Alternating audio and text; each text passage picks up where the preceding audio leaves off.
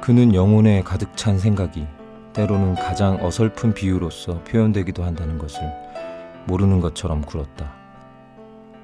그러나 누구도 결코 자기의 욕망, 자기의 관념, 자기의 고통이 정확하게 어느 정도인가를 드러내 보이지는 못하는 법이고, 사람의 말이란 깨진 냄비나 마찬가지여서 마음 같아서는 그걸 두드려서 별이라도 감동시키고 싶지만 실제는 곰이나 겨우 춤추게 만들 정도의 멜로디밖에 낼 수가 없는 것이다.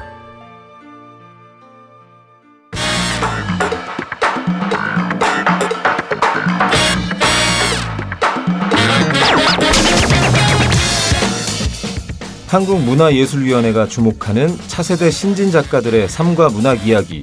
여기는 파릇파릇 문학 팟캐스트 파문입니다. 저는 치스는 임경석입니다. 네, 오랜만이죠?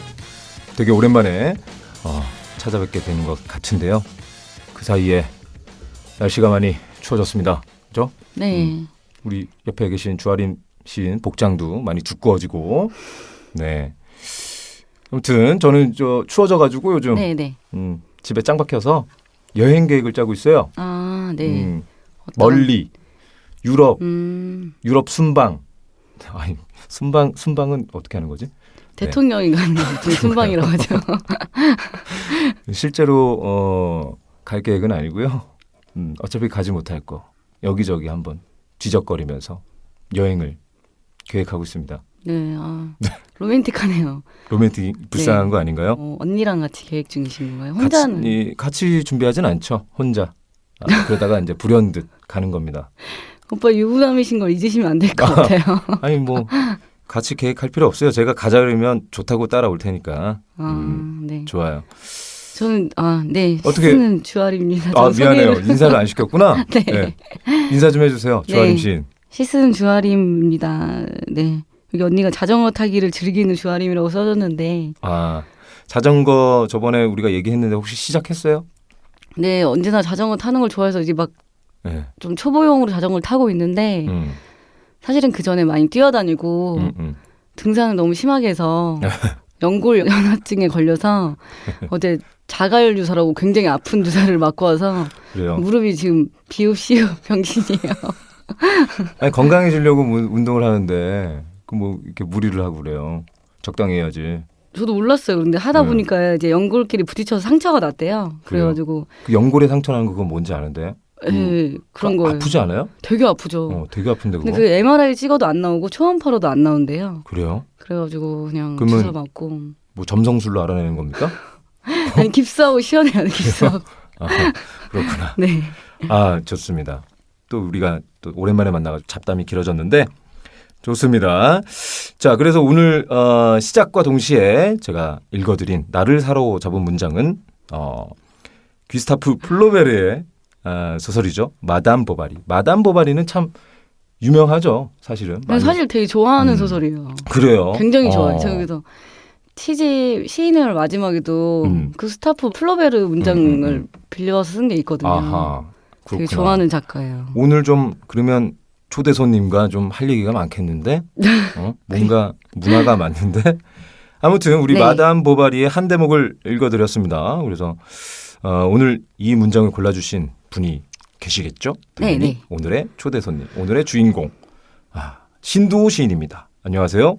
네, 안녕하세요. 신두호입니다. 네, 조금 길게 청취자분들에게 좀 인사 좀 해주세요. 뭐 안녕하세요 말고 약간 더 길게. 더 길게요? 네.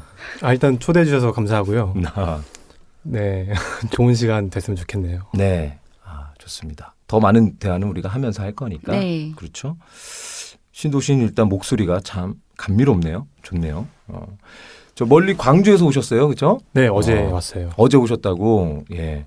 그래서 어제 도착했다고 저한테 문자를 한번 보내주셨어요. 그래서 참 너무 반가웠는데 저는 구면이거든요. 우리 신두호 시인 또 예전에 또 한번 술을 퍼마신 적이 있어가지고 구면이라서 너무 반가워서 오늘 진짜 반가우신 것 같아요. 아주 떨렸습니다. 저도 오는 길에 오늘 신두호 시인을 만나서 오늘 또 달리시는 건가요? 상황 봐야죠. 요즘 좀 일복이 터졌어요. 네. 그 있잖아요. 돈 안 되는 일이라고. 손 안 내고 노동 많이 하는 일. 그렇죠. 많이 하고 이래저래 전화 많이 하고 그래서 오늘 달리긴 해야 되는데 언제까지 달려야 될지 좀 고민인데 네. 내 얘기 그만하고 미안합니다. 멀리서 아무튼 오셨는데 힘들진 않으셨습니까? 네. 원래는 버스나 이런 교통수단을 이제 서울 왔다 갔다 할 때 이제 이용하는데요. 근데 네. 어제 같은 경우에는 이제 되게 오랜만에 기차를 타고 이제 왔는데 네. 그러니까 예전에는 그렇게 오랫동안 기차를 타도 별로 이렇게 힘들거나 그러진 않았는데요. 근데 네. 거의 한 4시간 반 정도를 이렇게 기차 안에서 이렇게 계속 앉아서 이렇게 있다 보니까 네. 딱 서울에 딱 도착했을 때 되게 좀 거의 녹초가 돼 있는 상태더라고요. 그렇죠. 가만히 앉아 있는데도 녹초가 되죠. 긴 시간 앉아 있으면. 네. 그래서 예전보다 확실히 뭔가 좀 더 피곤함을 느끼는 것 같아요. 네. 나이를 먹었다고 하죠. 아니 젊은 나이인데도 벌써 좀. 네. 그럼 뭐 무궁화호 탔어요? 새마을호? 네, 무궁화호. 무궁화호. 그럼 멀죠. 그 호남선에 저 KTX 뚫렸잖아요. 네, 그런데 그 역이 이제 제가 사는 곳에서 좀 멀거든요. 좀 다른 역이구나. 그래서 제일 집에서 가까운 그 이제 기차역이 그곳에 있다 보니까 거기를 이용하다 보니까 핑계 아니고요. 좀 가난해서 그런 건 아니고요. 솔직히 좀 예약을 할 때 그런 것도 좀 가격 이런 것도 좀 고민을 하고요. 미안합니다. 저도 저 고려할 때 늘 빨리 KTX 타고 가고 싶은데 늘 그 가격이 좀 걱정이 되죠. 그죠, 사실. 맞아요. KTX 타봤어? 하림이? 저요? 네, 타봤어요. 타봤구나. 저도 한 두어 번 타봤어요. 저 맨날 탔어요, 자주. 아, 그래요? 네. 빠르던데? 되게 빠르죠. 신기하더라고요. 비싸더라고요, 근데. 네, 맞아요. 좀 싸게 좀 해주세요. 미안합니다. 자, 그래서 우리 신도 시인 어떤 자세한 소개를 조금 하기에 앞서서 우리가 앞부분에서 읽었으니까 바로 한번 좀 물어보겠습니다. 마담 보바리의 한대복을 선정해 주신 이유가 듣고 싶은데요. 원래는 이게 워낙 좀 유명한 이제 소설이고 뭐 작가도 너무 유명하고 좀 많이 읽히기도 했고 그래서 좀 고르기가 좀 원래는 어려웠어요. 다른 거를 고를까 하다가 그래도 뭔가 나를 사로잡은 문장이라는 뭐 그런 취지에 가장 이게 맞는 그런 문장이라는 생각을 해서요. 일단 그러한 이유가 있었고, 그러니까 예전에 학교 다닐 때 이제 공부할 때나 뭐 수업 시간에나 이제 뭐 이런저런 외국 작가들에 대해서 공부를 하고 뭐 그럴 때도 이 작가의 이런 문장에 대해서 그때 수업 시간에도 배웠고 나중에 이제 개인적으로 이런저런 이제 작가들의 책을 읽을 때도 이 작가에 대한 뭐 이런저런 뭐 책이나 표현들이나 이런 것들을 되게 좀 자주 접하게 되는 그런 게 있는 것 같아요. 그러니까 이 문장이 뭔가 나를 따라다니는 것 같은 약간 이런 느낌을 받을 때가 있어요. 그러니까 이런 그 표현 자체가 뭐 재밌는 그런 것도 있고요. 그러니까 뭐 저런 식으로 약간 비유적으로 뭐 언어에 대해서 생각하게 하는 그런 대목도 재밌었고요. 그래서 한번 골라보게 됐습니다. 아무튼 뭐 이 책을 처음 읽으신 지는 그러면 아무튼 좀 오래 됐을 것 같은데요. 그죠? 근데 이 책을 아직도 읽고 있어요. 근데 그냥 재밌어요. 플로베르 책이 계속 아직도 읽게끔 하는 게 있는 것 같아요. 좀 얘기 좀 해주세요. 저도 이 책을 되게 좋아하는, 저는 이 책을 보고 울었어요. 정말요? 네, 마지막에 뭐 어떤 그 다른 남자와의 어떤 관계에 걸리고 저는 그 장면이 되게 인상적이었거든요. 이제 어떤 하인이랑 같이 이제 등불을 켜고 이제 독약인가 그걸 이제 먹으러 계단을 올라갈 때 조용히 하라고 그래요. 이렇게 쉿하는 장면이 있었는데 아무튼 이제 어떤 사랑이 되게 빠지지만은 다시 그 사랑이 발각되고 막 이런 과정에서 그러니까 여자의 감정이나 이런 거 되게 섬세하게 그려지잖아요. 묘사나 이런 부분들이. 그래서 그 표현들이 너무 멋있고 되게 좋아했어요. 그래도 되게 한 여러 번 읽고 그다음 마지막에 걔 죽었을 때 부인이 죽었을 때 울었거든요. 그래서 스포일러 해도 많이 읽었을 것 같은데. 너무 유명한 거라서 상관없죠. 네, 너무 유명한 거라서. 근데 새로운 마음으로 읽었던 거 늘 볼 때마다. 플로베르 거 중에 감정교육이라는 책도 있어요. 그것도 되게 비슷한데 재밌어요. 항상 표현은 다 비슷해요. 플로베르는 문장이나 뭐 새벽녘이라든지 뭐 터트린다, 뭐뭐와 같이 뭐 이런 문장들이 되게 많이 나오는데 좋은 고전인 것 같고. 그래요. 네, 좀 되게 이렇게 많이 쓰려고 했던 것 같아요. 맨날 보면서. 뭐 우리 주아림 시인도 말하자면 사랑하는 작가. 네, 그렇죠? 플로베르. 그렇죠. 그래요. 굉장히. 뭐 주아림 시인이 오늘 주인공은 아니니까 이제 그만 떠드시고요.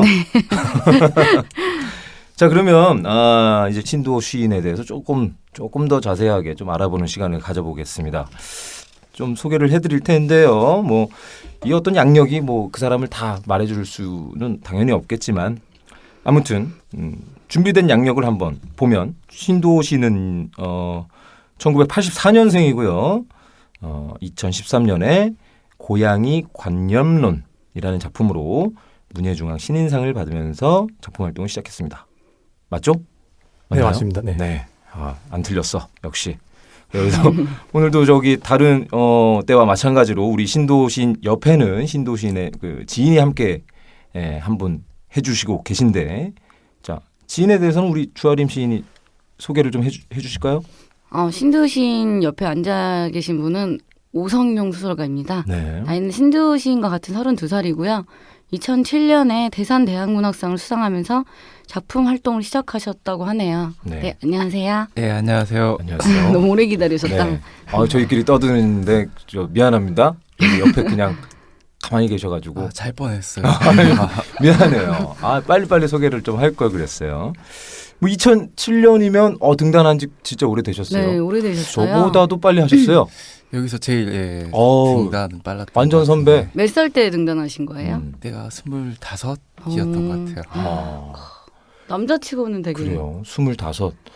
야, 좀 아름다운 나이다. 근데 그 당선 시기에 그 괜히 좀 문득 떠오르는데 그 조금 우리보다는 어릴 때 등단하신 것 같아서 그때 감각 어떤 느낌이 좀 기억나시나요? 당선됐다는 어떤 소식을 들었을 때?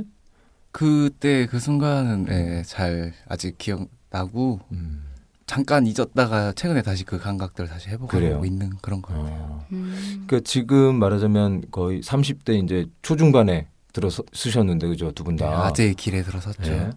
그 한창 20대 청춘에 등단을 하셨을 때 감각과 지금의 감각이 뭐 좀 차이가 있나요? 많이 이제 차이가 나는 것 같아요. 네. 쓰는 일상생활에서 쓰는 어휘들도 이제 좀 많이 나이가 들어가면서 저도 살아생전에 이제 제 입에서 자네라던가 자네 그 친구 이런 용어가 나올 줄은 상상도 못했는데 요즘 뭐 술술 나와요. 그래요. 네. 자네가 나와요. 그러니까 되게 섬세하다. 전라도 분들이라서 그런가 봐요. 자네는 저도 아직은 써보진 않았는데. 한 번 쓰면 맛에 들려요. 그렇구나. 근데 두 분은 사투리를 안 쓰시네요? 네. 아니야, 그 다 알아. 듣는 사람 다 알아. 네, 그럴 수도 있죠. 티가 날 수도 있는데. 네. 조금 날 수도 있는데 아직 인식 못했어요. 네, 지금은 전혀 모르겠어요. 둘 다 필사적으로 지금 가리고 있어요. 신경을 쓰시는 거구나. 그렇죠, 이제. 그럼 두 분만 있을 때는 좀 이게 구수하게 나옵니까? 아니요, 딱히 그렇지도 않아요. 또. 얼큰하죠. 얼큰하게. 그래요. 그래요. 그래요. 그러면 또 우리 자세한 내용은 그 뒤에 준비된 코너에서 해보기로 하고, 자, 그럼 다음 준비된 코너 한번 넘어가 보겠습니다. 다음 코너는 알랑가 몰라. 혹시 알랑가 몰라라는 코너 들어보셨습니까? 네, 들어봤어요. 들었죠? 이름 얘기 이제 안 하려고 했는데 이름이 참 좋아. 그래요.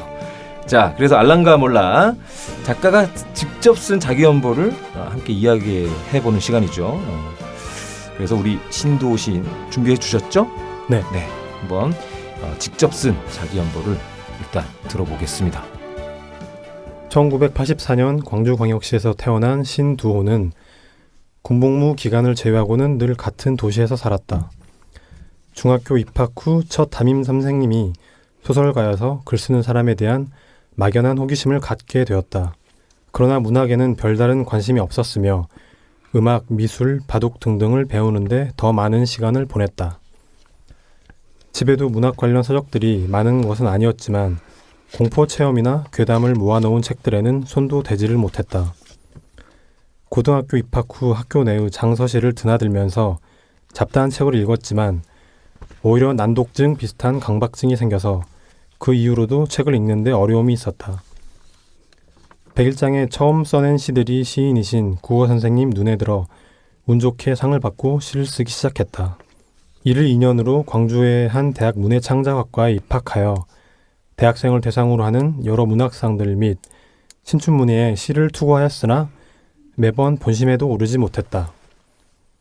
시와 철학을 버겁게 공부해 가던 와중에 2013년 문해중앙 신인문학상으로 등단하였으며 등단 표제작의 주인공인 고양이 한 마리와 함께 공상과 망상을 오가며 살고 있다.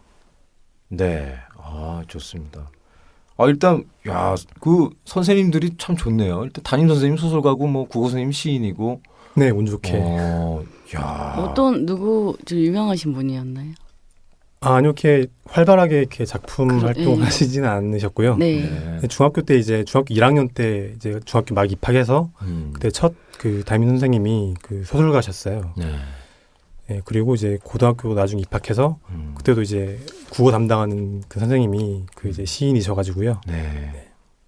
그런 영향을 정말 크게 좀 받는 것 같아요. 저도 사실 문학의 문자에도 진짜 관심이 없었거든요. 근데 고등학교 1학년 때 문학 선생님이 시인이셨는데 아무튼 그분 영향으로 저도 뭐 이꼴로 살고 있습니다. 그러니까 학교 선생님들이 작가면 안 돼요.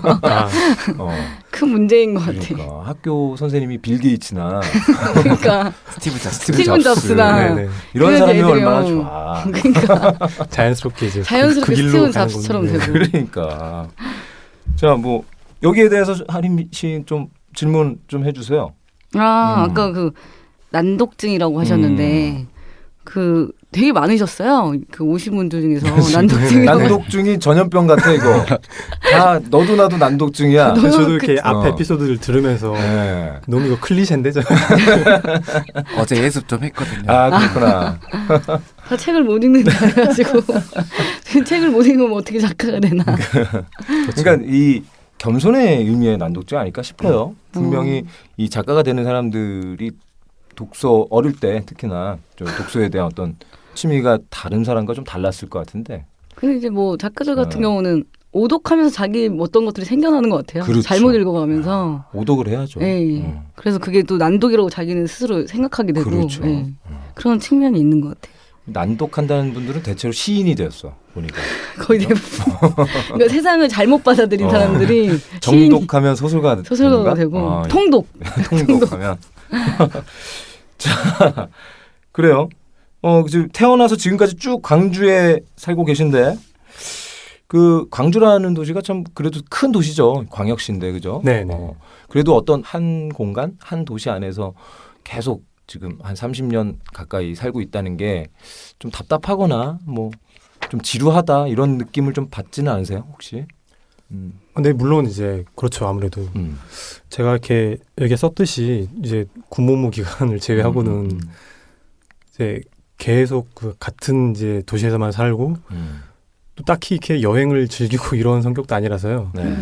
그냥 계속 같은 지역에 진짜 뭔가 고여 있는 것처럼 지내는 것 같아요. 근데 이제 그 안에서 나름의 이제 뭔가 재미나 즐거움을 찾으려고 하는 것 같아요. 그러니까 어떤 사람이 한 도시에서 산다고 해도 늘 가는 지역만 가게 되잖아요. 그러니까 뭐 자기가 사는 구라든지 뭐 그쪽 지역이라든지 아니면 자기가 뭐 즐겨 찾는 뭐 카페나 뭐 이런 곳을 가게 되고 솔직히 같은 한 도시 내에서도 모르는 지역들이 너무 많은 것 같고 그래서 그런 측면에서는 아직도 가보지 못한 그런 곳들이 많은 것 같고요. 광주 안에서. 네, 그렇죠. 그래서 뭐 딱히 다른 도시로 뭐 이렇게 이전하고 싶다는 생각은 안 든다. 뭐 그런 건가요?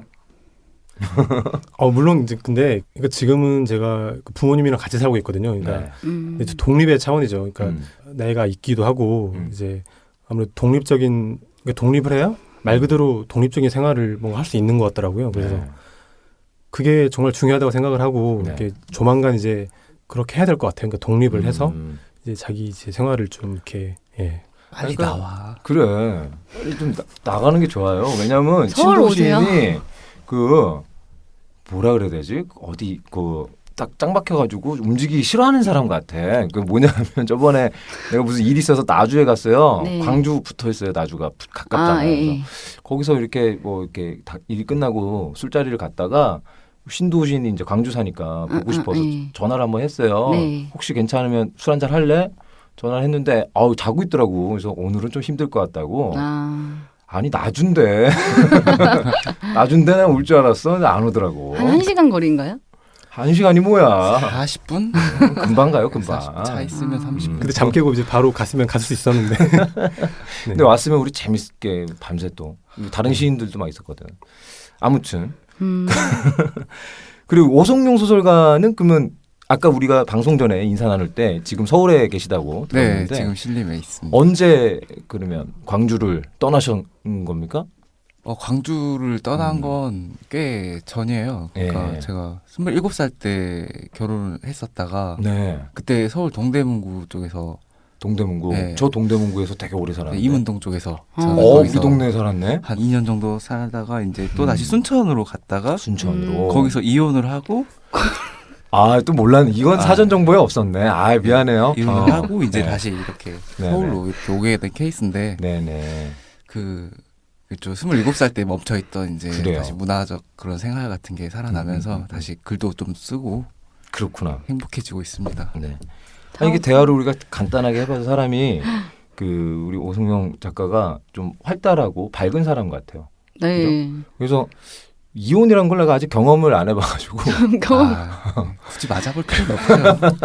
아니, 그런 거 있잖아요. 사람이 채용만한테 맞아볼 필요는 굳이 없는 그쵸, 거죠. 그쵸. 네, 그런 거죠. 그런 느낌이 있구나. 지금 되게 신혼이세요. 저 신혼 1년 조금 넘었어요. 그럼 이런 사람한테 뭐 좀 해줄 말 있다면 뭐 그냥 음. 교통사고 같이 와요. 그러니까 그렇죠. 뭐 사는 사람이 뭐지? 다 교통사고 당하는 건 아니니까. 그러니까 그걸 꼭 당해볼 필요 없는데 왜 하필 난가 이런 생각이 드는데 그렇구나. 지금 해드릴 만은 없고 그때 네. 터지면 그때 터지려고 할 때 그때 연락을 주시면 제가 법적 조문이나 뭐 이런 지원 같은 걸 조금씩 알겠습니다. 이거 확고하게 제가 일단 방송이니까 말씀드릴 수 있는 건 저는 절대 이혼의 생각이 좀 없어요. 없는데 그리고 교통사고처럼 어떤 뜻인지 알 것 같아요. 만약에 그런다면 진짜 우리가 오송영 네. 작가에게 먼저 자문을 네, 법적 자문을 SOS를 하기로 하겠습니다. 반갑게 달려나가겠습니다. 다음 코너로 넘어가 보죠. 그래요. 넘어가 보겠습니다. 또 우리 좀 재미나게 얘기하다 보니까 자 다음 코너 넘어가 보겠습니다. 이름하여 내 친소 내 친구를 소개합니다 코너입니다. 네. 자 그래서 신도시인의 친구 오송영 소설가를 소개해보는 시간이죠. 그래서 두 분이 대학 동기라고 들었는데 네. 그렇죠. 그렇다면 꽤 시간이 오래됐어요. 그렇죠. 네. 두 분이 친구로 지낸 지 오래된 사이인데 자 오늘 어떤 이야기들을 하게 될지 좀 기대됩니다. 그래서 신도시인이 직접 같이 오신 오송영 소설가에 대해서 조금 어떤 사람인지 얘기 좀 해주시죠. 네, 오성용 소설가는 일단은 이렇게 말하니까 되게 어색한데요. 그러니까 이 친구는 그러니까 어떻게 이 보면 친구란 단어 나오잖아요. 그죠? 아재 된 거거든요. 둘이 대화할 때는 자네 이렇게 나오고 아니 그거 아니야? 이 양반 이 양반이 이 양반. 아무튼 네. 근데 되게 저한테는 흥미로운 부류의 인간인 것 같아요. 그러니까 네. 왜냐하면 이제 저랑은 되게 상반되는 그런 특징들을 가지고 있는 것 같아요. 그러니까 저는 제 스스로 생각하기에 제가 어느 정도 좀 무책임하고 약간 좀 불성실한 약간 이런 면이 있다고 생각이 되는데 근데 이 친구 같은 경우에는 되게 좀 발랄하고 약간 되게 약간 까부는 것 같고 좀 재치도 있고 그렇게 보이지만 되게 책임감이라고 해야 되나? 약간 그런 게 있는 것 같아요. 그러니까 뭔가 자기가 주도적으로 뭔가 일을 이렇게 해나가는 그런 성격도 있고요. 그런 것들이 되게 저한테는 일종의 약간 반전 매력이라고 해야 되나? 약간 그렇게 느껴지는 것 같아요. 그래서 얘한테 이런 면이 있었구나, 이런 약간 매력이 있구나. 그래서 이렇게 여자들이 따르구나. 약간 그런 잠깐만 여자가 갑자기 여자 왜 나오는 거야? 왜 나와 여자 결국 부럽다는 뜻인가요? 네, 한번 갔다 온 그런 경험도 있고 이런 식으로 이런 식으로 그래서 하겠다. 오늘 방송 좋은데? 이거 오늘 생각지도 못하게. 저도 이거 예상치 못했는데 오늘 방송 아주 쫄깃쫄깃합니다. 그래서 그래요. 네, 그런 점들이 진짜 네. 이제 저는 감히 이제 제 스스로에 대해서 상상할 수 없는 이제 그런 지점에 네. 먼저 가 있는 약간 그런 느낌을 받았어요. 그러니까 지금 뭐 혼자 독립해서 서울에 살고 있는 그런 네. 것도 있고요. 네. 뭐 비교적 친구로 생각했을 때 본인보다 비교적 말하자면 좀 진취적이고 그렇죠. 스스로 어떤 해결 능력 같은 거. 그 신도시는 지금의 얘기하는 것도 이제 제 느낌은 이 사람이 참 너무 겸손한 거 아닌가 싶기도 해요. 뭐 이렇게 나는 너무 게으르다 뭐 이런 생각을 하면서 아니 성격이 많이 상반되는 그렇죠. 느낌이 좀 맞아요. 있는 것 같아요. 네. 네. 난 굳이 따지면 내가 저기 신도시인 같은 성격이거든. 오빠가요? 그래서 이렇게 저도요. 이쪽에 가까울 것 같아요. 남이 시킨 거 되게 잘하는데 스스로 뭐 하는 거 되게 귀찮아하고 잘 못하고 시 쓰는 사람들이 대부분 그런가요? 것 같아요. 그럴 수 있겠다. 성격이 안 좋다 시 쓰는 사람들. 난독증에. 나는 시 보면 난독증 걸릴 것 같던데. 올 때 오기 전에 좀 두려워하더라고요. 네. 다 시인들이라고. 그러니까 시인들 사이에 껴서 고생하지 않을까 네. 걱정도 하셨을 것 같다. 걔는 저희는 근데 술 마시면 변신하기 때문에. 그때가 제일 무서워요. 네. 그래요. 좀 무섭죠, 사실. 네. 아니 오성영 소설가는 그 신도시인 매력 3가지만 쓰라고 했는데 너무 많아서 3가지 썼어요. 3가지. 아 그래요? 빽빽하게 적어주셨는데 좀 길게 썼. 그래요.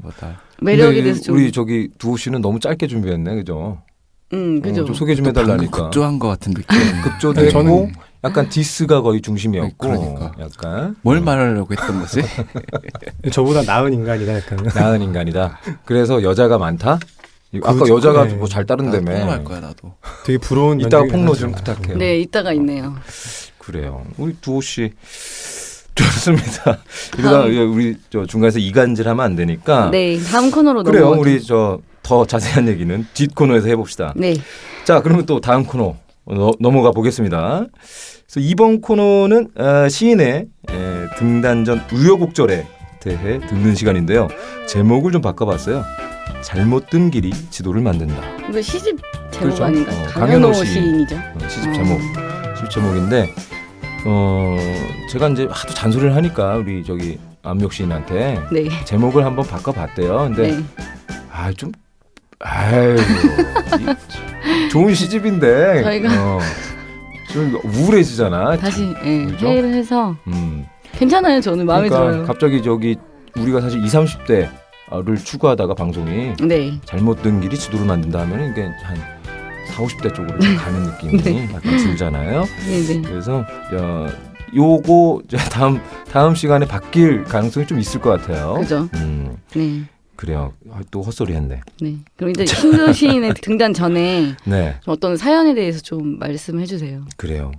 어떻게 우여곡절 끝에 시인이 되게 됐는지. 네, 등단을 하게 됐다. 근데 원래는 시인이 돼야겠다 이렇게 강력하게 그렇게 생각을 해서 이제 반드시 시인이 돼야겠다 이런 생각을 가지고 뭐 그렇게 시를 쓰기 시작하는 사람은 없겠지만 네. 뭐 이렇게 고등학교 때 이제 거의 처음 시를 쓰기 시작해서 그 이후로도 그냥 재미있어서 계속 썼던 것 같아요. 그러니까 재미의 차원에서 이거는 지금까지 뭐 했던 다른 장르의 뭔가 이렇게 단순히 재미로 했던 그런 것들과는 뭔가 다른 매력이 있구나. 그래서 이제 대학교도 이런 이제 그 문예창작학과에 입학을 하고 뭐 그렇게 되는데요. 근데 이제 본격적으로 등단을 해야겠다 이렇게 생각을 했던 거는 이제 학부를 졸업할 그쯤이 되고 학부를 졸업하고 나서도 딱히 뭐 성과가 없다라는 생각이 들어서 그래서 이제 등단을 이제 본격적으로 그때부터 준비를 했던 것 같은데요. 근데 사실 그 이전에도 이렇게 대학교 입학한 이후에 이런저런 그 대학생들을 대상으로 하는 이제 그런 문학상들에 많이 그런 종류의 그 문학상들에 많이 투고를 했던 것 같아요. 그러니까 네. 신춘문예나 문예지들은 이제 그 당시에는 이제 거의 몰랐고요. 네. 이제 주로 신춘문예에 이제 몇 번 이제 투고를 했었고요. 근데 이제 뭐 본심에도 오르지 못했고 그리고 뭐 이런저런 그 대학 문학상들에도 딱히 성과가 있는 것도 아니었고요. 네. 그래서 한동안은 이제 좀 그렇게 투고하는 걸 좀 자제를 하고 그냥 개인적으로 공부를 해왔던 이제 약간 그 뭐 철학 쪽 이쪽으로 좀 공부를 했었어요. 네. 그래서 학부 졸업하고 그다음에 철학과 그 대학원을 한 학기 다니고 그 이후에 이제 다시 이제 문예창작학과 대학원에 입학을 해서 그때부터 이제 좀 본격적으로 쓰기 시작했던 것 같아요. 그러니까 정말 열심히 이제 그 다니던 대학원까지 그 그만뒀으니까 다시 입학한 그런 마음가짐을 가지고 뭔가 성과를 내야겠다 이런 생각을 가지고 이제 써서 이렇게 되게 정말 운이 좋았던 것 같아요. 그러니까 한동안 이제 투고를 안 하다가 그렇게 돼가지고요. 한동안 안 하다가 문예중앙에 툭 던졌는데 된 거예요? 네, 그 전까지는 근데 정말 뭐 마음고생을 많이 했으니까 그러니까. 툭 던졌다고 하긴 좀 그렇겠죠. 이거는. 그러니까 아무튼 그래도 오랜만에 몇 년 만에 이렇게 딱 낸 데가 하필 문해중앙이네. 그 선택한 뭐 이유가 있어요? 날짜상으로 가장 앞에 있었어요. 아, 그렇지. 아니 그런 선택이 중요한 거야. 중요하죠. 그게 운명이야. 정말 네 그래서 그게 어떻게 보면은 약간 좀 힘을 풀고 그냥 되든 안 되든 한번 보내보자 하는 이제 그런 차원에서 더 효과가 있었던 것 같기도 하고요. 네. 근데 지금 두호가 이야기한 거 쭉 들어보면 되게 뭐랄까 별로 재능이 없던 애가 혼자 열심히 해가지고 갑자기 열심히 하게 돼서 갑자기 열심히 하다가 된 것 같은데 그게 아니라 학교에서는 거의 시에서는 저학년 때부터 교수님들이 콕 집어서 말하는 제일 잘 쓴다에 에이스. 네. 아니 그거는 이제 제가 할 말이 있는 게 조선대학교 문예창작가 자체가 저희도 그래요. 소설 시보다는 에이스는 소설가들이 좀 그런 많아서요. 소설가들이 더 많아요. 예, 그러니까 그렇죠. 소설 쪽으로도 뭔가 성과라든지 이런 것들이 더 이렇게 많았고요. 시 쪽은 아무래도 좀 전공자들이 좀 나중에 좀 소설로 전향하고 이런 경우가 있어가지고요. 근데 학교 다닐 때 다 에이스들이 지금 작가로 활동하고 있어요. 그래요. 아 정말. 네. 지금 다 활동하는 사람들이 학교 다닐 때 제일 잘 쓰던 위 상위권 학생들이 그쵸, 지금 뭐. 다 작가가 돼 있죠. 진짜 두호는 그 교수님들이 입을 모아서 저한테 쟤는 될 거다, 될 애다라고 이야기를 했고 애가 안 쓰려고 하면 교수님이 쫓아다니면서 야 너 좀 내라. 아, 그 정도로. 어디다 내라. 어디다 내라. 처음 듣는 내가 아니, 뭐. 옆에서 그렇게 지켜본 사람이 사실 옆에 사실일 것 있는데 같아. 그래서 이미지 이 메이킹을 지인이 하는 필요해. 거야. 맞아. 이건 사실일 거라고 저도 근데 봐요. 제일 잘 쓰는 애였어요. 문장을 보면은 많이 이렇게 훈련한 느낌 많이 있어요. 그래요. 네. 맞아. 우리가 스톱다 또 그래야 되나? 이번에 작품을 많이 우리가 보고 이 있는데. 방송 멤버들이 다 시인이다 보니까 일단 소설가들 오시면 그 작품도 우리가 보지만 근데 사실은 소설가 걸 더 꼼꼼히 봐요. 그죠. 네. 왜냐하면 우리가 시인이니까 네, 혹시 꼼꼼히 봐야죠. 네. 근데 이제 시인들이 오면 우리가 그 시인의 작품을 얘기를 많이 하거든요. 역시 신도 시인에 대한 어떤 이 셋 다 어떤 긍정의 표현 아는 다 좋아했어. 아 너가 안 했구나. 안미옥 시인이 신도 시인 시가 좋다고. 아니, 우리 근데- 셋이 카톡할 때 기억 안 나? 그래서 술 먹었나? 그래 나도 좋아하지만 나는 안미옥과 주아림의 시를 좋아한다. 아. 그랬더니 그래서 내 시는 너네 안 좋아하나 봐. 내가 물어봤잖아. 아 그래서 이야기가 다른 쪽으로 흘러가다가 저는 보고 그 생각했거든요. 약간 프랑스 문학을 되게 좋아하나 보다. 네 맞아요. 네. 그런 생각을 보고 했어요. 새벽녘 새들이 날아오르고 이런 문장들이 있어서 딱 보자마자 불문 쪽에 관심이 되게 많구나 그 생각이 먼저 들었었거든요. 그래요. 그리고 아니 뭐 그거 하나가 좀 궁금했었는데 두 분 다 이제 뭐 문창과 동기인 거잖아요. 그러면 문창과에서는 시나 소설을 둘 다 이제 막 접하게 되잖아요. 쓰게 되고 그럴 때 약간 뭐 배신한 적 없어요? 다른 장르 배신인이라는 표현이 좀 웃기지만 몇 명 있었던 것 같아요. 아니 본인이 스스로 해본 적 없느냐는 거지. 아 소설을 써야겠다 이거. 두호는 굉장히 일관성 있던 일관성 있게 친구였어요. 심한. 예, 심한 아니 근데 황소처럼 심한. 수업 중에 그러니까 그 학부 과정 중에 이게 시 수업도 있고 소설 수업도 있고 그렇잖아요. 그러니까. 네. 근데 학부 과정에는 그러니까 이런 수업도 들어보고 저런 수업도 들어보고 이런 게 있으니까 소설 수업 때는 그러니까 소설을 써서 그 합평 과정에 있으니까요. 네. 그러니까 그런 과정에서는 소설을 써야 되는 거죠. 그래서 그때 이제 뭐 쓰는 근데 그거는 다른 문예창작학과에서 다 마찬가지일 그죠. 거라고 생각을 하고요. 그러니까 어떤 네. 의무적인 소설 쓰기 말고는 뭐 해본 적은 없고. 네, 그렇죠. 네. 오빠 안에는 국문과라서 없으셨죠? 많지는 않지만 한 번 있어요. 아, 8학기 동안 수업 한 번 있어요. 소설 아. 창작 한 번 있고 시 창작 한 번 있어요. 저는 소설 20편 쓰고 나왔어요. 근데 난 소설 창작 시간 기억나는데 열심히 써갔거든요. 네. 그러면 그 소설가 선생님께서 경섭이는 왜 시를 써왔어? 점수를 안 주시더라고. 난 분명히 소설 썼는데. 우리 오성영 작가는 뭐 시 네. 혹시 안 쓰셨어요? 시 물론 저도 수업 음. 그러니까 이렇게 반강제적으로 시인을 지망하는 애가 소설 쓰듯이 마찬가지로 시를 썼을 때가 있었는데 그냥 교수님들이 저를 보면 그냥 너는 그냥 필사만 좀 해라 뭐 그런 식으로 나오기나 좀 해라 왠지 이런 알아? 느낌이었어요. 소설 에이스니까. 그죠? 네. 소름 끼친다. 그려지는데 그림이. 그죠? 아. 네. 좋습니다. 그러면 우리 또 재밌게 얘기를 나누고 있는데 이쯤에서 우리 신도우 시인 오늘의 주인공의 작품을 낭독을 좀 듣고 오고 싶습니다. 네. 그러면 부탁을 좀 드리겠습니다. 신도우 시인의 시 한 편 육성으로 들어보도록 하겠습니다. 새벽들 새벽으로 만든 향수에는 늘 새벽보다 많은 냄새나 소리 또는 빛이 스며 있어서 푸른 유리병을 통해 그것을 들여다보곤 했다.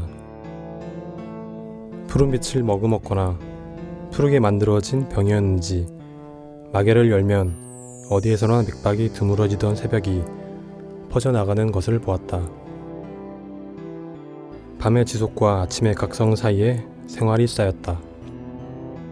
팔이 끝나고 손바닥이 시작되기 전이나 잠든 자의 서늘한 목더미를 자주 관찰하면서 과수원의 안개가 열매들을 단단하게 증발시킬 때 창문을 열었다. 걸음들이 잦아드는 거리에 지저귀던 새들이 하나씩 불빛을 터뜨리고 지상에서 지하를 넘나들던 날개들도 높은 곳에서 움츠렸다. 계절이 오고 가는 것을 보듯이 새들의 눈을 통해 전망을 잃었다. 길에는 새벽으로 빛을 내는 것들이 많았다.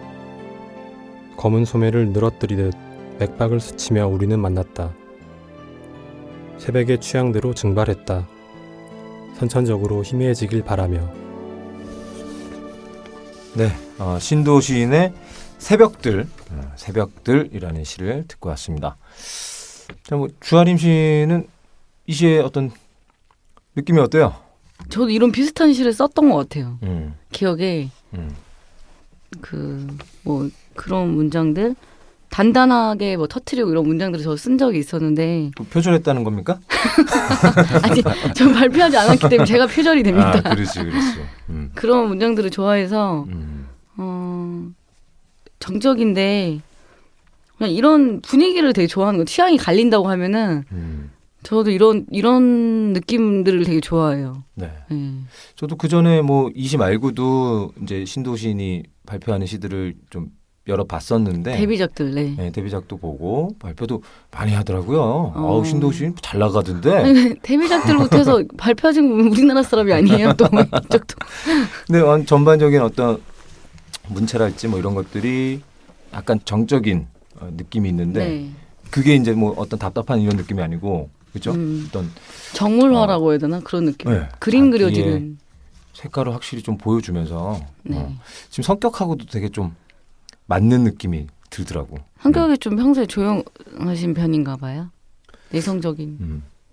근데 좀 그런 게 있는 것 같아요. 아무래도 친구분이 너무 웃으시는데. 비웃는데. 글쎄요. 근데 혼자 이렇게 지내는 시간이 아무래도 많은 것 같아요. 그러니까 아까 말씀드렸지만 주로 이렇게 방 안에서 뭘 하는지 모르겠지만 이렇게 방 안에 틀어박혀 있는 거를 좋아하고요. 뭐 이제 고양이와 놀아준다든지 뭐 주로 하는 게 이렇게 혼자 하는 그런 게 많은 것 같아요. 아무래도. 그래요. 그래서 그런 성향이 좀 반영이 되는 것 같습니다. 그럴 때 혼자 있는 시간이 길어질 때 시가 잘 나오긴 하거든요. 그렇죠. 그래서 시를 많이 쓸 수 있나 봐요. 맞아요.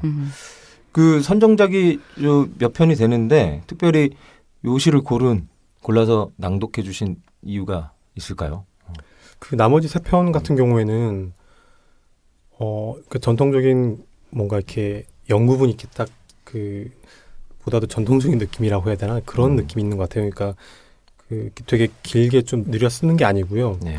약간 그런 형식적인 차원에서 이 시 같은 경우는 좀 다른 그런 게 있었고요. 그리고 개인적으로 그러니까 경험적인 어떤 그런 것들이 반영이 돼 있는 것 같아요. 그러니까 이 시를 쓸 때는 좀 밤낮이 바뀌고 좀 그러니까 꼭 새벽까지 기다렸다가 뭔가 그 새벽의 느낌을 마치 좀 그걸 좋아해서 더 기다려서 그때까지 좀 너무 오래 기다려서 친구가 된 것 같아요. 새벽들. 내 친구 새벽들. 그렇지. 그러면 보통 시를 그 새벽에 많이 쓰시겠네요. 주로 그 이렇게 밤 늦은 시간에 아무래도 좀 조용하고 좀 고요한 느낌이 있을 때 그럴 때 좀 더 집중이 되는 것 같아요. 맞아요. 그럼 오성영 소설가는 대학 이제 학부 시절부터 신도 시인의 시를 보셨죠? 계속 옆에서. 예, 봤죠. 봤었는데 네. 도대체 얘가 무슨 말을 하는 건가.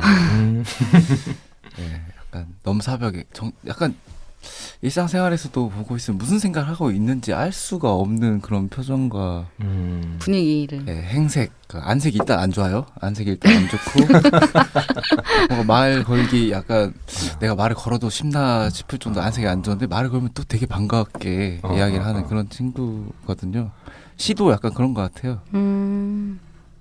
뭔가 어두컴컴하고 그런 느낌인데 사실 보면 되게 귀엽다고 해야 되나? 그렇죠. 약간, 그런 걸 굉장히 저도 귀여운 느낌이 약간 있어요. 오성호 소설가는 어떤 소설 좋아하세요? 지금 이름이 딱 발음이 힘드시죠?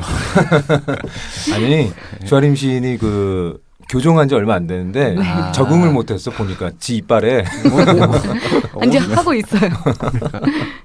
어떤 소설 좋아하세요? 지금 딱 생각나는 소설가나. 그러니까 제 문체나 이런 건 방향이랑 좀 다른데 좋아하는 방향은 김태용 소설가나 또 이승우 소설가 알겠다. 이런 느낌을 좋아하는데 쓰는 건 그렇게 안 되더라고요. 이상하게 제가 쓰는 건 되게 그냥 청소년 소설 같아요.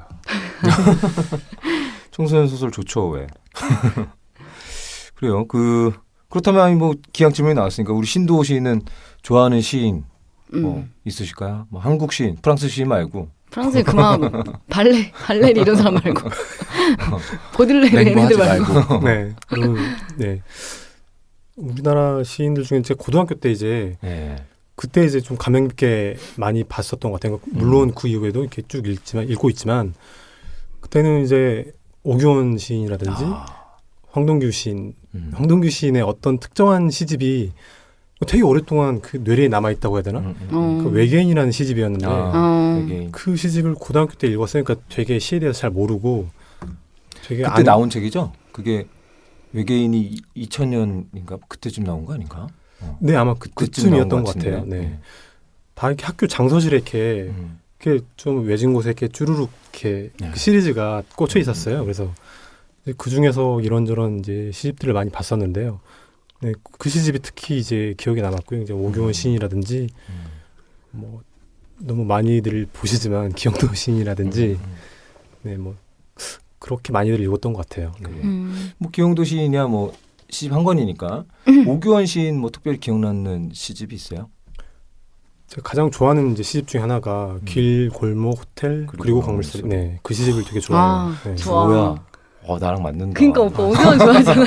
나도 그 시집을 최고의 시집으로 치거든요. 정말요? 개인적으로 너무 좋아하고 저도 그 시집 고등학교 때 처음 접했는데 그때 시 쓰겠다고 까불고 있었는데 이게 내가 그동안 썼던 게 시가 아닌 느낌이 많이 들었어요. 그러니까 배울 점이 너무 많았고 물론 오규원 시인처럼 시가 안 써지죠. 뭐 잘 안 써지지만 좋습니다. 혹시 뭐 시가 잘 안 써질 때 어떤 극복하는 방법 같은 거 있어요? 그냥 주로 방 안에서 마찬가지로 이제 음악을 듣거나 이제 뭐 게임을 하거나 그러면서 아예 좀 아예 벗어나는 것 같아요. 뭐 극장에 가서 영화를 보기도 하고요. 네, 주로 그런 방식으로 좀 이렇게 떨어져 있으면서 아예 좀 생각을 좀 이렇게 전환하는 그런 게 있는 것 같습니다. 그럼 뭐 이제 등단하신 지 한 2년 됐죠. 이제 혹시 첫 시집에 대한 개인적인 어떤 계획이랄지 뭐 있습니까? 네, 물론 이제 시집 원고 같은 경우 이제 계속 이제 새로 쓴 시들과 이제 이전에 쓴 시들을 이렇게 해서 좀 계속 이렇게 원고만 이렇게 정리를 하고 있고요. 그러니까 근데 아직 시집을 구체적으로 계획이 된 건 없어요. 그래서 계속 이렇게 원고를 정리하면서 어떤 방향으로 좀 시집을 만들 것인가 그런 고민을 계속 하고 있어요. 네. 뭐 개인적으로 좀 기다렸습니다. 기대가 되네요. 그죠? 다음 코너 넘어갈까요? 그래요? 뭐 더 이상 물을 게 없나 봐? 막 넘어가자요? 아니, 다음 코너가 더 재밌을 것 같아서. 네, 다음 코너 넘어가겠습니다. 다음 코너는 우리 오성룡이 미안해요. 오성룡 어려워 발음이. 개명하려. 어렵네 이 발음이. 그죠? 이응이 오상용 용. 오성룡. 오성룡만이 알고 있는 신도의 은밀한 매력이라는 코너입니다. 이거 시작 전부터 사실 우리가 이 코너에 대해서 많이 기대를 하고 있죠. 우리 또 오성룡 작가 같이 대화해 보니까 뭔가 성철살이네. 그죠? 신도 시인에 대해서 뭔가 많은 것을 발설해 줄 것 같은 느낌이 드는데 기대가 됩니다. 발설하기에는 좀 털어서 먼지가 안 나올 것 같아요. 왠지. 그래요? 네, 거의 집에만 있으니까. 네, 재미가 굉장히 재미가 없죠 좀. 네. 벙커에서 살고 있는 애를 거의 끄집어내는 기분인데. 열심히 한번 털어봐야 되겠네. 뭐 술을 먹고 찍은 동영상이 있다거나 이런 게 있을 것 같지 않아서. 그렇죠. 그래요. 한번 아무튼 그럼 한번 들어보도록 하겠습니다. 오 작가만이 알고 있는 신도의 매력 뭡니까? 프랑스에 대한 얘기 있던데. 그렇죠. 네. 일단 그걸 첫 대목으로 꼽을 수가 있는 건데 네. 제가 총 3개를 준비했는데 수위가 3번째 게 좀 세서 세게 해주세요. 괜찮아요. 있고 일단 첫 번째 이제 프랑스에 대한 이야기를 빠뜨릴 수가 없을 것 같아요. 네. 거의 뭐 문화 사대주의라고 해야 되나? 네네, 이 느낌 뭔지 알아. 자문화를 향유하고 있는 저의 입장에서는 뭔가 굉장히 저열해지는 그런 느낌이 들게끔 항상 어떤 말을 하면 네. 어떤 꼭지마다 항상 프랑스라는 말이 들어가요. 그렇구나. 그러니까 굉장히 근황을 물어보면 항상 프랑스라는 단어가 있는데 어떤 식이냐면은 방학 때 뭐 했냐 뭐 이런 물음을 하는데 프랑스 영화 DVD를 샀어. 근데 자막이 없대요. 근데 허세 아니야. 왜 보는 거야? 자막이 없는 걸 어떻게 봐? 이걸 물어보니까 자막 없는데 이 사람들이 말하는 거 보면 어떤 그 감정 같은 거나 그 느낌이나 뭐 내용도 잘 모르겠대요. 근데 그 영상 같은 데서 오는 뭔가가 있다. 그럼 이제 나는 그런 말 들으면 올드보이가 재밌었단 말을 못 하는 거예요. 저 올드보이 되게 좋아하는데. 그래? 나도 재밌어. 그러니까 한국 영화 재밌게 봤다는 이야기를 못 하는 거예요, 내가. 네. 뭐 그런 것도 있고 뭐 책 같은 것도 물어보면은 요즘 읽을 만한 책 있냐 그러면은 갑자기 뜬금없는 이야기로 야 프랑스에는 패션 잡지가 있는데 전부 텍스트로만 되어 있는 패션 잡지가 있대. 패션 잡지. 아니요, 그거는 지금 있는 게 아니고요. 과거에. 아니, 그거는 이제 말라르메라는 시인이 네. 그런 책을 냈었잖아요, 잡지를. 그래서 그런 얘기를 했던 것 같아요. 근데 좀 이상하게 얘기를 전달을 하네요. 그런 식으로 항상 프랑스. 친구 빡쳤어. 거의 뭐 프랑스인 드오르바라고 이렇게 말할 수가 있겠는데 그 심지어는 그 롤이라는 게임을 이제 굉장히 같이 하고 그러는데 아이디가 마리엄 꼬띠아래. 꼬띠아르. 네. 꼬띠아르 이뻐. 꼬띠아르. 좋은 배우죠. 한국에는 좋아하는 배우 없습니까? 아니, 물론 많죠. 한국 여배우들도 좋아하고요. 네. 뭐 남자 배우들도 최근에 이렇게 뭐 유명한 배우들 많이 좋아하고요. 두호가 화가 난 것 같은데. 진지하신 분. 그래요. 아니 근데 잠깐만. 프랑스 가봤어요? 네, 딱 한 번. 오, 그래. 가봤구나. 가봤으면 됐어. 오케이. 좋겠다. 몇 박 며칠? 프랑스에는 그때 이제 이틀 있었어요. 이틀. 파리에만? 아니, 베르사유. 베르사유에. 베르사유 궁전. 네, 그 패키지니까 아무래도 좀 관광 명소를 위주로 패키지로 루브르 박물관, 베르사유 궁전 찍고 갔구나. 네, 다른 미술관들도 좀 가보고 싶었는데 좀 사진만 찍고 빨리 오라 그래가지고 못 갔어요. 네. 괜찮다. 좋습니다. 근데 이제 두호가 이제 프랑스 철학이나 그 언어까지 이렇게 공부를 했거든요. 진짜로? 그래서 그런가 싶었기도 한데. 네. 제가 프랑스 능력이 딸리다 보니까 검증이 안 되는 거예요. 그치. 네. 그런 데서 오는 약간 프랑스적인 스트레스가 프랑스적 스트레스. 그런 게 약간 있었어요. 그런 스트레스가 있는 친구다. 프랑스 스트레스. 프랑스적 스트레스. 보면 왠지 나도 뭔가 더 많이 공부해야 될 것 같고. 네. 뭐 프랑스 축구 리그도 다 챙겨봐요. 진짜요? 네. 프랑스 축구까지는 방송이 잘 안 되잖아요. 네, 보지는 않고요. 그냥 자막 없이. 그건 결과만 가끔 결과를 누가 이제 보고. 좀 선두권에 있나 그 정도만. 네. 되게 프랑스 되게 사랑하는. 그러게. 네. 요즘은 뭐 파리 생제르맹입니까? 네, 제일 그죠? 잘 나가는 부자 구단. 그렇죠. 네. 그래요. 내가 거기 구장 가봤어. 파리 생제르맹. 진짜요? 나도 그 파리에 2박 3일 있었거든. 패키지로. 근데 거기 구경시켜주더라고. 패키지 좋네. 패키지 괜찮네요. 그래요.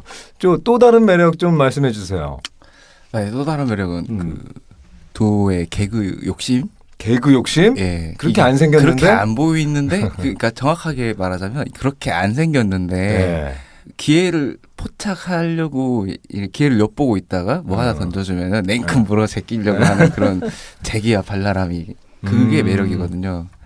일단 그 이렇게 안색이 안 좋은 애가 옆에 두꺼운 철학서 같은 걸 끼고 담배 한 대 물면서 실없는 농담을 하면 그게 되게 웃기거든요. 부대찌개 먹었더니 부대끼네? 막 이런 거. 어떡해. 그러니까 거의 그런 식의 그러니까 그 개그의 질 자체가 순도가 높진 않은데 이게 주는 그 부조화에서 오는 그런 그렇죠, 그렇죠. 예. 그 느낌 알겠어요. 그게 있어요. 부족함 개그. 이 개그에 대해서 부조화에서는 전혀 부족한 게 기대 안 하고 이 상상 안 하는 사람이 그런 아주 저열한 저질의 개그를 했을 때 되게 웃겨. 되게 웃기단 말이야. 확률적으로 따지면 한 5분의 2 정도는 좀 괜찮은 개그가 나오기도 해요. 5분의 2 드립 같은 게. 다행이다. 그래도 네. 좀 나오니까. 마지막에 좀 그나마. 마지막 매력 재밌는 것들이 있었던 것 같은데. 아 마지막 매력. 마지막에 수위가 높다 그랬는데. 수위가 높은 건데 이거 말하면 두가 오늘 밤 저를 삐질 것 같아요. 예, 삐질 것 같고 다시 못 볼 사이가 될 수도 있을 것 같아요. 그래도 해줘. 아니 저 미간에 주름이 더 깊게 만들어 볼까요? 그리고 네. 칭찬보다는 연애에 대한 걱정.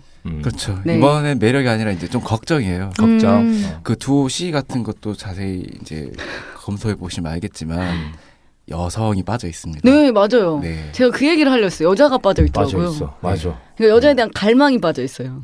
갈증이랑. 그래서 갈증이요? 갈증이 없어. 그래서 갈증은 있어요. 아 있어요. 갈증은 안 있구나. 나타나. 거의 게토레이급으로 있어요. 게토레이. 전해질이 약간 부족해지는 그런 느낌이 있는데 일단 그런 거예요. 제가 딱 30이 되던 해 네. 두오 등단 소식을 들었어요. 아, 나 문해중앙에서 됐어 라고 음. 했는데 제가 든 생각이 아 드디어 마법사가 되었구나. 애가 드디어 마법을 부렸구나. 그렇지. 30이 되어서 시인이 된 것을 축하해야 되는지 아니면 마법사가 된 것을 축하해야 되는지 그러니까 슬프면서도 기쁘고 약간 그런 게 있더라고요. 무슨 마법사요? 솔로? 아, 그렇죠. 이게 오래 솔로 생활을 하면 이 사리가 생긴다 그러잖아요. 아. 그러면 좀 마법을 부리기 시작하죠. 마지막으로 연애하신 게 전생? 전생 연애. 전 두오를 이렇게 쭉 오랫동안 지켜봤잖아요. 그래요. 항상 물어봤어요. 어, 걱정이 되니까 어, 연애 안 해? 어. 연애하자. 그러니까. 연애를 해야 된다. 음, 근데 하고 싶대요. 하려고 한대요. 음. 근데 안 해요. 못 하는 건지 안 하는 건지 모르겠어요. 내가 봤을 때는 안 하는 것 같은데. 준선 네. 그냥 그렇게들 이제 많이 말씀을 하시고 그 다음에 나오는 레포토리가 눈이 너무 높다 이제 이렇게 이제 이렇게 가는 그렇게 건데요. 가는 거구나. 근데 이제 당사자는 이제 본인은 그렇게 인정을 하기가 싫은 그런 게 있죠. 왜냐면 아니 이상형이 어떻게 되시는데요? 그렇게 이상형이 높거나 막 뭐 되게 뭐 유명한 여배우를 이상형으로 갖고 이렇지도 않거든요. 네. 그죠. 그렇게 뭐 이렇게 이상적 어떤 무슨 막 꿈꾸고 이런 여성상이 있어서 연애를 못 하고 이런 건 아닌데요. 기회가 없어서 여자를 만날 기회가. 근데 그런 것도 있는 것 같아요. 그러니까 주위에 좀 이런저런 활동들을 하면서 좀 이렇게 좀 많이 좀 사람들을 사귀고 이러면은 자연스럽게 그런 기회가 더 많이 생길 텐데 근데 그런 게 좀 없는 것 같아요. 그때 학교 다닐 때 네. 두오를 남몰래 흠모하는 애들이 좀 있긴 했어요. 여자 후배들 같은 글을 잘 경우에. 쓰는 선배니까. 일단 생긴 것도 이렇게 이병헌 같이 좀 잘 생겼고 준수하고 안 이병헌이라 그러면 이제 약간 그러니까. 근데 아니 잘생겼어요. 잘생겼어요. 진짜로. 잘생겼고 매력이 성격도 있어. 좋아요. 좋은 편이에요. 그리고 그렇게 좀 집에만 오래 있는 게 그게 유일한 단점이라서 그렇죠. 그렇지 바깥 생활도 불러내면 잘 나오고 그게 문제가 아닐까 싶어요. 그 어떤 연애에 대한 장이 없는 것 같아. 이상을 갖고 있는데 집에서 나오질 않으니까. 저도 약간 그런 스타일이거든요. 그냥 이건 뭐 저기 연결하려는 건 아니고 그냥 개인적으로 주아림 시인 같은 스타일 어때요? 솔로인데. 좀 좋아요, 되게. 괜찮은 스타일이죠. 아니, 제가 봤는데 배 아파요. 배 아파서? 네, 배 아파서. 자유분방한 그런. 그래, 친구가 옆에서 방해도 하네 이렇게. 아니요, 응원합니다. 괜히 데려온 것 같아요. 네. 매 좀 내려놓고 주머 내려놓고. 교회나 성당 같은 거 다니셔도 되게 좋아요. 성당을 생각해 본 적 있어요. 성당 괜찮아요. 프랑스랑 접목할 수 있어요, 성당. 아무래도 좀 그런 게 있네요. 네. 전에 그런 얘기도 좀 했던 것 같은데 그 동아리 활동 같은 것도 괜찮고 네. 그냥 뭐 취미 활동 운동도 하면서 거기에 또 외로운 사람들 만날 수 있거든. 주변에 그런 식으로 여자가 쭉 있긴 해요. 그래요. 안 사귀는 근데 연애를 안 한다는 네, 거지. 그렇죠. 안 하는 것 같아. 안 하는 거 반, 좀 못 하는 거 반 그런 게 있는 것 같아요. 그냥 안 하다 보면 못 하게 돼요. 연애를 긍정적으로 생각은 해요? 물론 그렇죠. 나 같은 케이스를 보고도 연애, 결혼, 출산 이런 것들을 되게 긍정적으로 생각하고요. 당연히 그거는 뭐 살면서 당연히 겪어야 되는 그런 일들이라고 생각을 하고요. 근데 그래요. 자기 마음대로 되는 그런 영역은 아닌 것 같더라고요. 그렇죠. 무슨 얘기인지는 알겠어요. 그러나 연애를 좀 이거는 뭐 시도를 열심히 해보면 연애가 되는 것 같아요. 아이고 말이 길어지면 안 되니까. 네. 아무튼 우리 저 신도 시인의 은밀한 매력은 모태솔로로 점철이 됐습니다. 네. 매력이죠 이거. 매력이죠. 희소성이 희소성 있잖아요. 희소성. 그렇죠. 그 어떤 가공되지 않은 어떤 원광 그 원석의 원광은 의미. 뭐예요? 원광은 뭐야? 아이고. 좋습니다. 그러면 우리 요쯤 맞춰보고 다음 코너로 넘어가겠습니다. 네. 저희 팜은 또 시즌 2가 밀고 있는 코너죠. 고민타파 문학적으로 답변해 드립니다. 이런 시간인데요. 자, 저희가 이제 매주 청취자분들에게 어떤 고민 사연을 좀 받고 있어요. 그 고민 사연을 듣고 문학적으로 답변해 드립니다. 뭐 이런 제목이지만 뭐 전혀 문학적이지 않게 우리가 진행을 하고 있습니다. 그냥 자연스럽게 우리가 그냥 단지 문학을 하고 있는 사람으로서 생각을 해보는 시간이 됐으면 좋겠습니다. 그러면 먼저 사연을 먼저 들어보죠. 네. 사연을 주아림 시인이 좀 읽어주세요. 제가 읽는 건가요? 우리 저번 시간은 받아서 녹음 파일을 받았는데 요번에 네. 녹음 파일 이거 없는 사연인 것 같아. 네, 읽어드릴게요. 안녕하세요. 저는 30대 초반의 고민녀입니다. 저는 대학교를 문창과에 재학한 이후 계속해서 시를 쓰고 있습니다. 대학 때는 곧잘 시 잘 쓴다는 얘기도 듣곤 했어요. 졸업 이후에 직장을 가지면 시를 계속 쓸 수 없을 것 같아서 대학원에 재학했다가 아르바이트를 전전하며 계속해서 시를 쓰고 있습니다. 그런데 투과한 지 몇 년이 지나도 최종심 한번 오르지도 않고 어떻게 해야 할지 모르겠어요.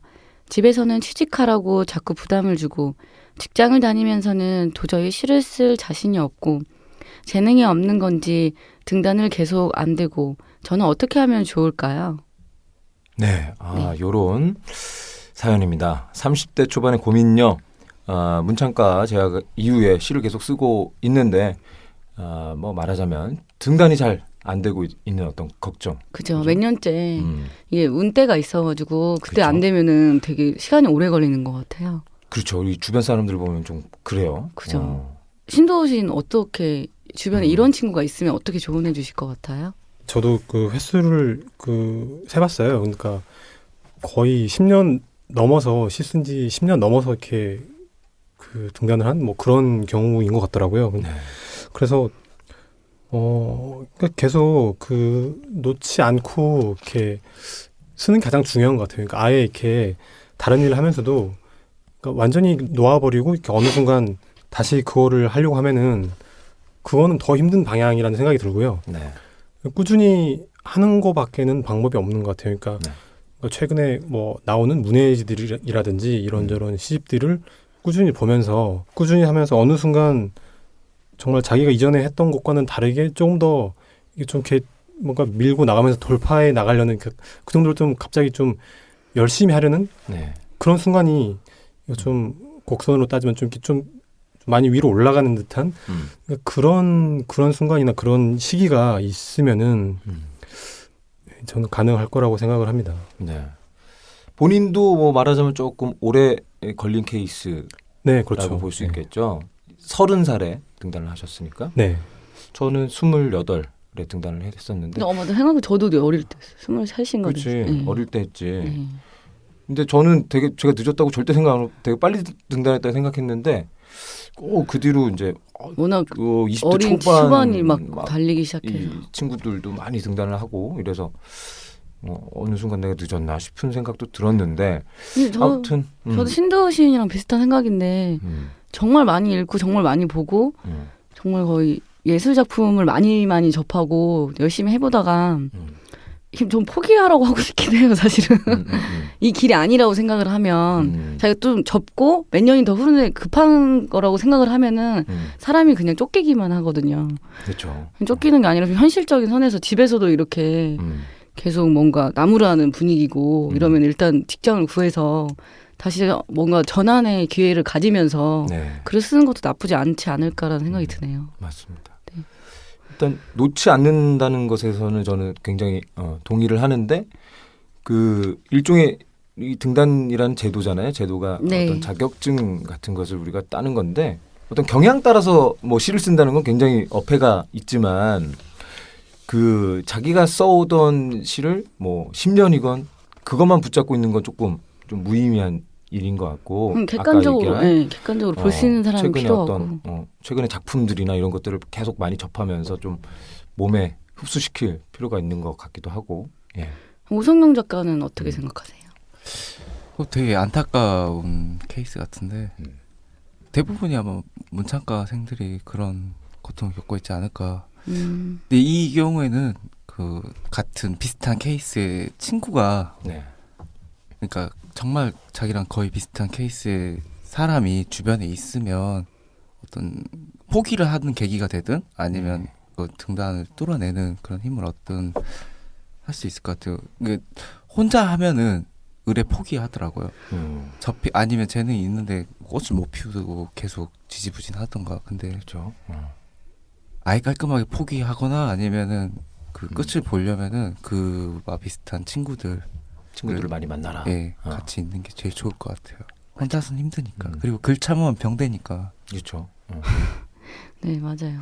그래요. 혼자 하는 분들을 보면 자기 세계에 좀 빠지더라고. 객관성을 잃기가 그렇죠, 쉬운 것 그렇죠. 같아요. 좋습니다. 뭐 요쯤을 한번 정리해 볼게요. 그래서 저희 4명의 어떤 얘기를 정리해 보면 일단 놓지 마라. 놓지 않는 것이 중요할 것 같고 아니면 이게 좀 지지부진하고 아니다 싶으면 빨리 포기해라라는 의견도 있었고 그렇지 않다면 놓지 않되 혼자 하지 말고 그죠? 또 주변에 어떤 같이 하는 친구들과 함께 해보면 어떤 객관성도 유지되니까 자 저희 얘기가 좀 도움이 됐을지 모르겠습니다. 네. 그래도 시간 관계상 요쯤에서 접고요. 다음 코너 우리 넘어가야죠. 네. 드디어 마지막 코너가 돼버렸네요. 참 얘기를 하다 보면 시간이 빠르다니까. 네, 끝나시면 돼요. 좋아요. 그러면 마지막 코너는 주아림의 다짜고짜 퀴즈 시간입니다. 우리 주아림 시인이 신도 시인한테 다짜고짜 어떤 것들을 물어볼 거예요. 그러면 고민의 시간을 드릴 수 없습니다. 1초 안에 단답형으로 바로바로 대답을 해주시기 바랍니다. 그래서 몇 개의 질문에 대답을 듣고 거기에 대해서 간단하게 좀 이야기를 해볼게요. 자, 그럼 질문 좀 해주시죠. 네, 빠르게 대답해 주시면 돼요. 네. 나는 프랑스 여자와 사귀고 싶다. 네. 좋다. 시원해. 모태솔로라는 건 사실이 아니고 컨셉이다. 아니요. 확인사살? 자신의 어떤 한 편의 시를 다 쓰고 나서 드는 생각은? 허무하고 허탈하다. 가장 즐겨 듣는 음악은? 최근에는 테크노 장르의 음악? 나는 아재 개그를 할 때마다 내 존재감이 높아지는 것 같다? 약간 그렇다. 일반인들에게 추천할 만한 철학가는? 고민이 긴데 이거? 이거 너무 갑자기 프랑스 철학가가 너무 많다 보니까 좋아하는 철학가 너무 하얘져가지고. 많은 거야. 글쎄요. 니체? 니체? 어려운데. 니체도 어려워할 것 같은데. 그렇죠. 니체. 잠언집은 쉽게 나온 거 있더라고요. 일본에서 베스트셀러 된 잠언집이 있는데 네. 그런 거 있어요. 그런 거 되게 쉽더라고요. 그렇구나. 그런 건 괜찮을 것 같아요. 좋습니다. 네. 뭐 여러 가지 답변을 성심성의껏 빠르게 해주셨는데 네, 짧고. 이 아재 개그 아까 얘기할 때 보니까 네. 인식하고 있어 자기의 어떤 그죠? 개그 존재감, 네. 욕심이 개그 욕심, 있네요. 네. 이런 거. 근데 그런 거를 했을 때 그냥 뭐 제가 즐거운 것도 있지만 그 상대방이 그런 거를 들었을 때 네.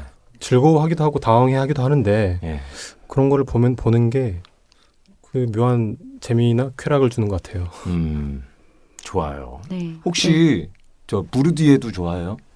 네, 그 철학자 이름은 이제 들었는데요. 예. 제가 자세히 읽어보지 못했어요. 철학자리보다 좀 학교를 자퇴해서 중간에. 그러니까 아니 저는 그냥 개인적으로 좋아해서 물어봤어요. 미안해요. 아는 척해서. 그러면 우리 요쯤에서 좀 정리를 해야 될 것 같아요. 우리가 얘기하다 보니까 네. 다른 저희 방송보다 앞에 부분에서 우리가 길게 얘기를 했어. 그래서 네, 맞아요. 밖에서 이거 저기 시간이 길어졌다. 신호를 좀 주네요. 네. 그래서 신도 시인한테 좀 궁금한 것들이 더 많았는데 그건 우리 이따가 뒤풀이 가서 좀 개인적으로 네. 파헤쳐 봅시다. 네. 그러고 보니까 주아림 씨 오늘 맞들다 또 하고 왔네. 맞들다 개목걸이 또 하고 왔어요. 허전해요 이거랑. 화분이 어디 있어요? 자, 좋습니다. 그래서 지금까지 우리가 재밌게 신도우 시인 그리고 오성룡 작가 모시고 재밌게 얘기를 나눴는데요. 자, 이제 마칠 시간입니다. 마지막으로 한마디씩 좀 하고 싶으신 말씀, 우리 청취자분들에게 하고 싶은 말씀 한마디씩만 부탁드릴게요. 우리 신도우 시인부터. 근데 저는 그러니까 이런 자리가 처음이라서 제가 말을 잘 했는지 모르겠어요. 어떤 말을 했는지 잘 기억이 안 나는데 일단은 초대해 주셔서 되게 감사하고요. 네. 앞으로도 시를 쓰거나 하는데 많은 도움이 될 것 같고요. 앞으로도 열심히 좋은 시를 쓰려고 노력할 거고요. 그리고 들어주셔서 감사합니다. 네. 좋습니다. 우리 오성룡 소설가. 예, 오늘 방송으로 두와 저의 의가 상하지 않았으면 좋겠고 신인들 부럽네요. 네, 저도 신인 때 열심히 할 걸 이런 생각 들고. 오성룡 작가는 참고로 여기 아야프에 투고 못하죠? 못하죠. 한 8년 늙어서 중고인데 중견 작가 리퍼 거기 안 되나? 좋습니다. 우리 주아림 씨는 오늘 어땠습니까? 네, 이제 라디오가 이제 보이지 않으니까 가만히 이제 훈남 두 분과 그렇죠. 함께해서 오늘 훈훈했어. 네, 그죠? 오늘 훈훈하네. 뜨거워요 안에 공기가. 제가 뭐 남자 손님 오는 거 별로 안 좋아하는데 굉장히 안 좋아요. 오늘은 참 훈훈하네. 네, 그러니까요. 그래요. 자, 아무튼 오늘 두 분 초대 손님 먼 길 오시느라 참 고생 많으셨는데 또 같이 이렇게 재밌는 얘기 나눠주시느라 또 많은 고생하셨습니다. 아무튼 끝까지 들어주신 청취자 여러분 너무 감사드리고요. 지금까지 파릇파릇 문학 팟캐스트 파문 시즌2 제7회였죠? 제7회 신도우 시인 편 이만 마치도록 하겠습니다. 지금까지 진행의 임경섭, 주아림, 구성의 안미옥이었습니다. 다음에 다시 만나요.